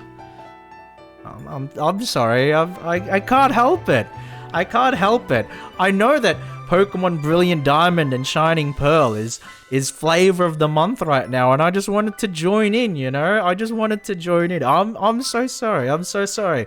I'm gonna go back to being a fan of the monster collecting game that I actually understand and that I 100% know from back to front, and that is Nexomon Extinction. Nexomon Extinction. Is Jizaku still in the chat? I'm not sure if he is. But Jizaku has been playing quite a bit of Nexomon recently. He told me that he watched me stream it and he got interested in it himself, and he's been playing a lot recently. I can't believe this. SMH. SMH, my head. Toru exposed as fake fan. You know, serious clip. Oh, you can save her? Wait, save who, JP? Save who? Save who? I think there'll be safety in numbers. Please, may I go through with you? I guess you don't get a choice, do you? I'll keep your Pokemon in perfect health. I mean, I guess if she's gonna be like a, you know, a Pokemon center, why not? Why not? Let's see. Okay, at least we got one antidote. Because I never buy items. The only item I ever buy is like the Pokeball. I should fix that habit, but you know. Oh, Cheryl! I mean, she doesn't need me to save her. Doesn't need me to save her, JP. Alright. You know, the only person that needs saving here, JP, is me. Because Valis is going to be my auntie now. And I can't handle that, you know? I've been called out and exposed for being a fake Pokemon fan. And so, I need the help. I need to be saved. Otherwise, I'm just going to languish in the hell of my own creation, being a Nexomon Extinction only player, never to return to the realm of Pokemon streams, let alone competitive VGC. What's cool, you might ask? No, I'll tell you anyway. Bug Pokemon. I don't know. I went on a big rant last time saying that bug Pokemon were the weakest type, and it's like, it's kind of unfortunate because there are actually really cool bug Pokemon. I think Heracross is really, really cool. I like Heracross a lot, but bug as a type overall is very weak, unfortunately. You know that Toru fellow? He's... Hey, hold on. You know that Toru fellow? He's only okay. You know, I've watched some of his streams and he's a fake Pokemon fan. He's not that great.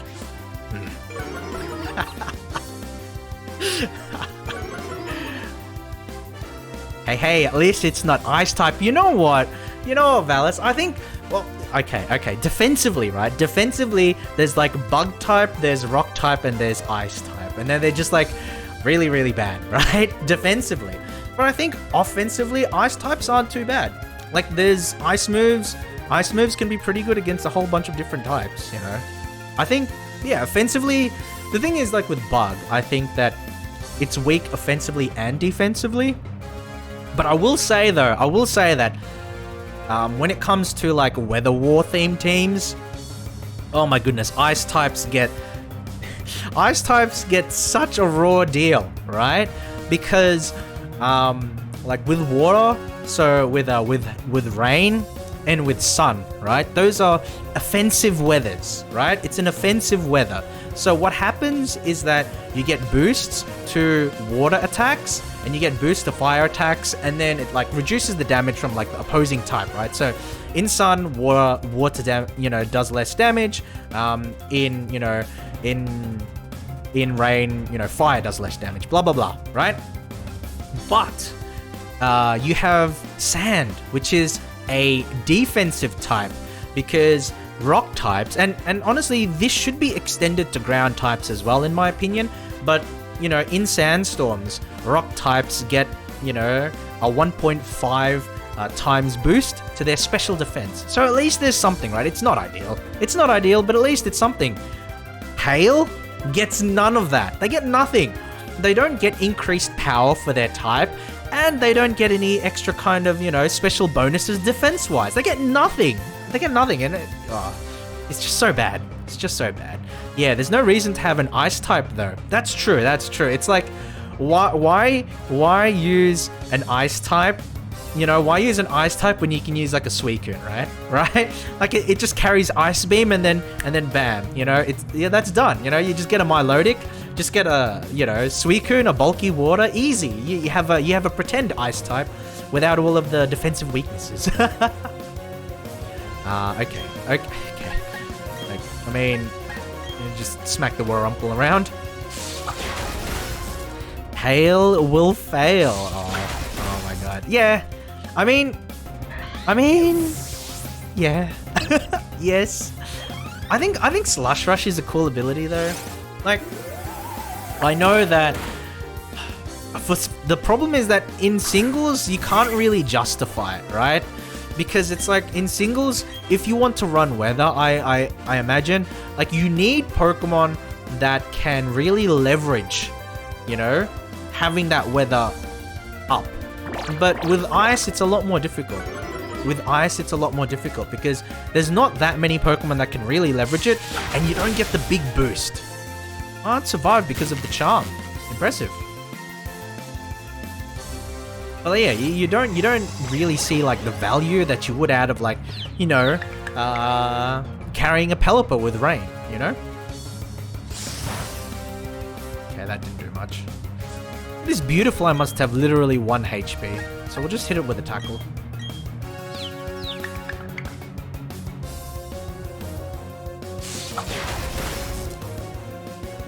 Okay, I need to like withdraw Luxio probably. It's like I don't think Luxio will be able to do much at -2, right? So what do I have that actually messes with it? Go Shellos. 5, dude. Oh my god. Stall Chansey player? Like, Cheryl, I know that you're supposed to help me out here and we're friends. But you're running a Stall Chansey. So by default, I hate you. By default, I hate you. You're running Confusion on your Chansey, you're running Life Dew on your Chansey. That probably has an Eviolite too, doesn't it?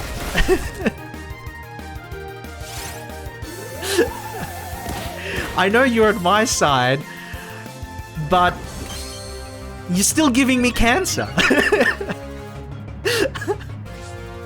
Based wall header, yes. Yeah, and that's the thing though, right? Like, oh my god, he has Charm and Baby Doll Eyes? Oh my god, are you kidding me? Well, attack the Chansey. I don't think it's gonna do much, Valis. Like, I'm -4 right now. I'm -4 attack. So I don't think it would do a whole lot, to be quite honest. Attack the Chansey or there's no justice. Okay, let's do it. Let's hit it once. I want to see if that it makes it turn on you, right? Like if Cheryl like turns on you.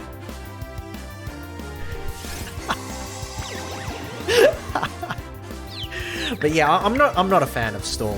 I'm not a fan of stall gameplay. Like in VGC, it's not too bad. just because there's only 4 Pokemon and you have 2 at a time, so your ability for like defensive utility and defensive switching is lessened, because if you have 1 Pokemon that's really stally, then you sort of punish it by demolishing all of its allies, right? And so there's this battle concept in doubles, which is called All My Friends Are Dead. And so the idea is that you can have the tankiest Pokemon, or you can have like the most OP support Pokemon. But if you don't have the capacity to knock out your opposing Pokemon, and you can do that by like, you know, proper targeting and that kind of thing, then it doesn't matter how strong like a Chansey is, for example, then it's just going to get rolled over because, you know, the weight of numbers. Like, all my friends are dead. I'm going to attack the Pachirisu this time because I don't know if the Chansey is going to actually do anything. And I don't want this battle to take 10 years. Oh, let's see how much damage is. I'm -4, aren't I? It's going to do nothing.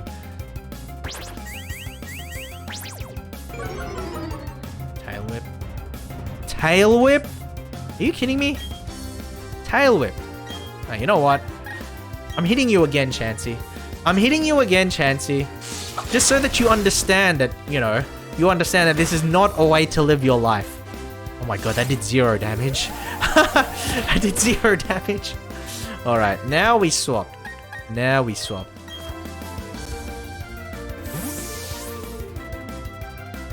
Alright. Yeah, I'm definitely not a fan of stall. Definitely not a fan of stall. I think it's especially bad in singles, right? Because like you can elongate games for so long, and then essentially what happens is that you just win not because you're the better player, not because you were able to outposition the other player, but because you were able to stay alive long enough to annoy the other player to the point where they just want to leave. And that I think is really shitty. You know, that I think is really shitty.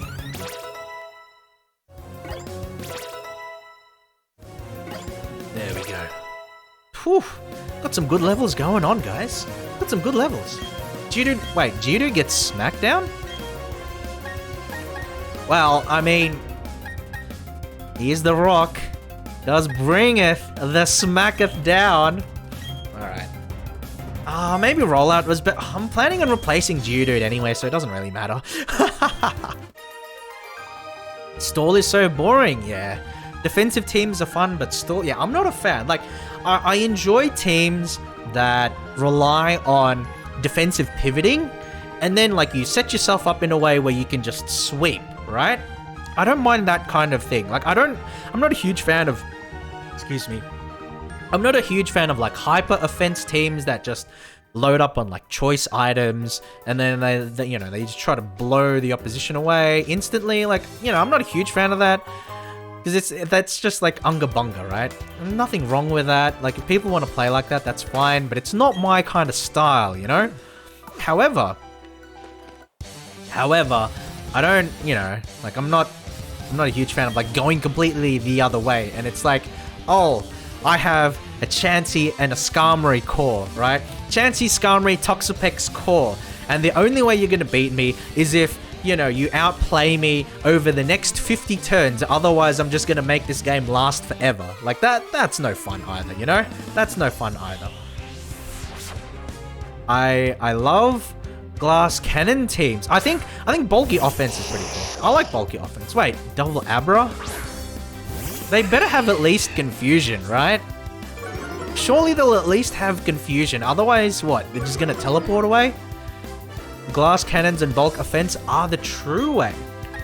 I think that just with the way doubles works in comparison to singles, like bulky offense is like the it's got energy ball. Nice. Bulky offense is like the sort of default way to play, right?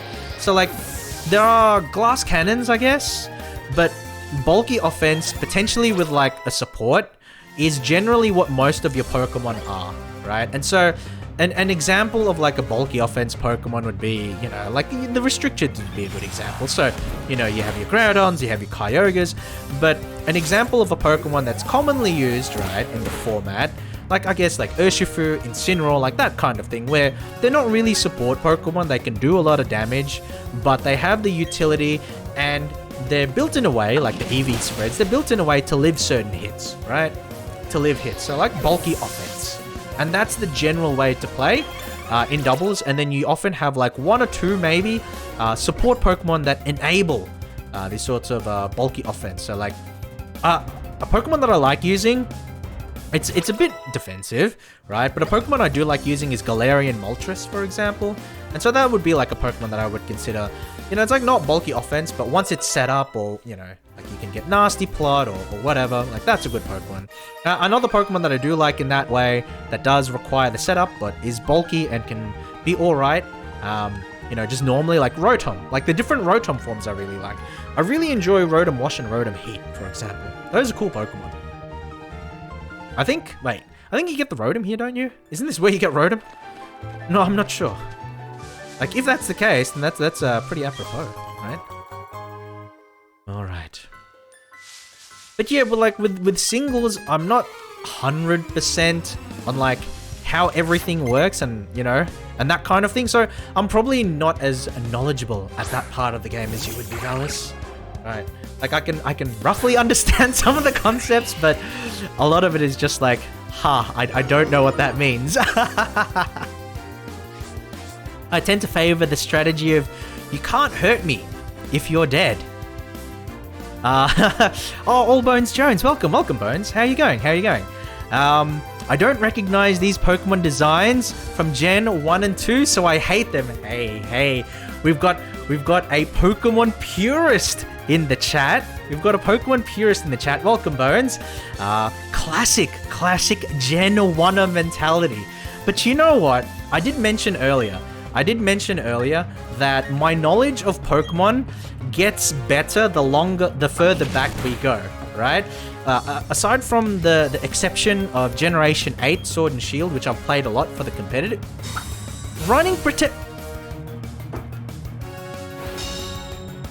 this guy really runs Protect in singles? Who does he think he is?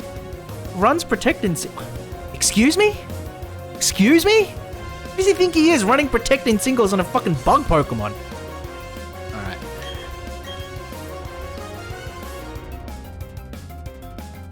Double Protect. My god. Anyway, point I was making was that aside from Generation 8, which I've played a lot, for the sake of like Sword and Shield, I'm most comfortable with like you know, like the first 2 or 3 gens, right? So like Gen 7, I don't know a whole lot. Gen 6, I know like nothing. Gen 5, I know like nothing. You know, Gen 4, this generation, Generation 4, I don't know that much. Generation 3, I know a decent amount. Gen 1, 2, I know a lot about. So I'm definitely one of those Gen 1ers as well. But good to see you here. Bones. But yeah, I tend to favor the strategy of, you can't hurt me if you're dead. Yeah, you definitely have a point with that, Valis. And again, like relating back to my experience with VGC, like that's why speed control rather is really important, because they changed a mechanic, right? They changed a mechanic for Generation 8, which is really, really cool. Which is that the speed is updated instantaneously. And what I mean by that is, for example, if you have a Pokemon that uses an attack that increases speed, so something like Tailwind, for example, that means that the speed tiers are updated straight away. And so that means that you can chain together combos with one Pokemon using a speed attack, and then like it boosts the speed of your other Pokemon, so it moves them up in the turn order. And so like it increases the amount of tactical gameplay that can occur in doubles. So that's really, really fun. That's a cool mechanic that they added to Generation 8 that they didn't have before, you know? Serious Jesus, are they up to Generation 8? Yes, Bones. Yes, they are. That's got to be over 1,000 Pokemons. Can you even catch them all anymore? No. No, you can't. I'll just say that flat out. You can't catch all of the Pokemon anymore because they refuse to put all of the Pokemon in the game. And so, like, there's a lot of people bitching and complaining, you know, it's like, oh, wow, I don't have the national decks, you can't get all the Pokemon in the game. But it's like, who is, like, gonna really catch them all, right? Like, and have them in a single game, right? Wait, what do you mean? I caught them all. But you didn't have... Unless you're bringing Pokemon from previous generations, Valis, then you didn't catch all of the Pokemon. You just filled up the decks, right? Just throw more Pokeballs, forehead. Pokeballs are expensive. Pokeballs are expensive. I don't have that much money. Wait, I don't have that much money, Valis. I'm a 10-year-old kid that got thrown out onto the street by my uncaring parents. How much money do you think I have? I'm sorry that, I'm sorry that I'm not rolling in poker dollars, right? I'm not rolling in poker dollars. I'm just a kid. I don't have an education. I don't know how to do basic math. I'm sorry. I just can't catch them all. No matter how much all of the professors want to dock my pay and increase my hours and work me in the Pokemon slave mines, I can't catch them all. I just don't have the money. I can't afford it. Alright, let's just keep going with this. Let's just keep going. What the fuck happened to the series? A lot happened. A lot happened, Bones. It's definitely it's definitely very different to what it used to be. I'll put it that way. I enjoy it immensely, right? I enjoy it immensely for the competitive battling aspect, because I do think that a lot of the mechanics that they've been adding in and a lot of the Pokemon that they've been adding in are pretty cool competitively. But if we're talking about like the campaign experience, right? Just like the basic, experience that you have playing through the game, it's very different. And I would say that Sword and Shield, unfortunately, is probably the worst of the series. Probably the worst of the series. I hear that like Sun and Moon before Ultra Sun and Moon was pretty bad, but Sword and Shield for the campaign was wasn't great. It wasn't great. Is competitive still just curse lacks? I don't think so. I don't think Snorlax is that strong. I've seen. Okay, so there was when they limited the amount of Pokemon that you had access to. When they limited the amount of Pokemon you had access to in the early meta of Sword and Shield for doubles, you actually had Belly Drum Snorlax, which was somewhat viable. It was a bit of a meme team, but then you plop it next to a redirection user, so like Indeedee, who had Follow Me or Togekiss. You plop it next to a support Pokemon, and then you just Belly Drum, and then you whack people with the Dynamax Body Slam or whatever. And it's like, it was a meme. It kind of worked if people were caught off guard, but if you knew what you're doing, you wouldn't really fall to it. I wouldn't say Snorlax is particularly strong. Curselax hasn't been viable in a decade. They should just nuke the series and start off. Start over. Ooh, Murkrow. Let's catch Murkrow. What the fuck is Dynamax? Oh, my friend. You really have been away from the series for a while. So Dynamax is a mechanic that they brought in for Sword and Shield. It's not in this game, for what it's worth. It's not in this game. But Dynamax is basically Kaiju. It's basically Kaiju. Let's find a screenshot. Let me find a screenshot. What they've turned fucking Pokemon battles into the set of Godzilla. The set of Godzilla. Hold on, let's see. Pokemon Dynamax Sword Shield. There we go. Let's find a screenshot. Oh my god, that's such a stupid fucking image. Holy shit. Okay, this is perfect. Alright, hold on. This is perfect. Let me just give me a moment.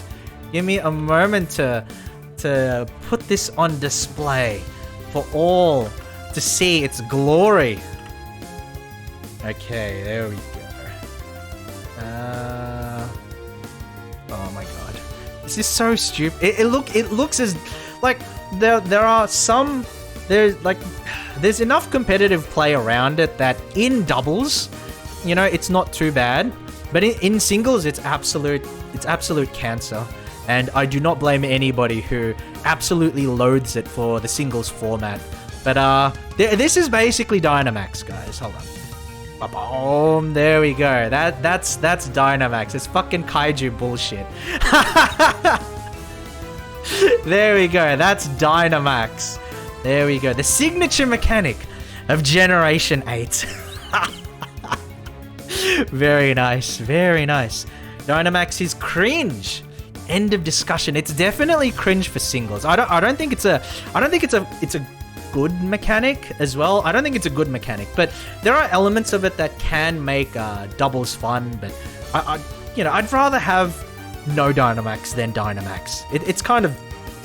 I mean, look at the fucking Grookey. Like, look at how small the trainers are compared to the Pokemon. It's a bullshit mechanic. I'll put it that way. It's a bullshit mechanic. It turns Pokemon battles into kaiju fights. There we go. But that's Dynamax, guys. That's Dynamax. Okay, I'm glad I stopped at Generation 2. Generation 2 is probably my favorite campaign. I know that the campaign of like Generation 3 and probably this one is supposedly better, right?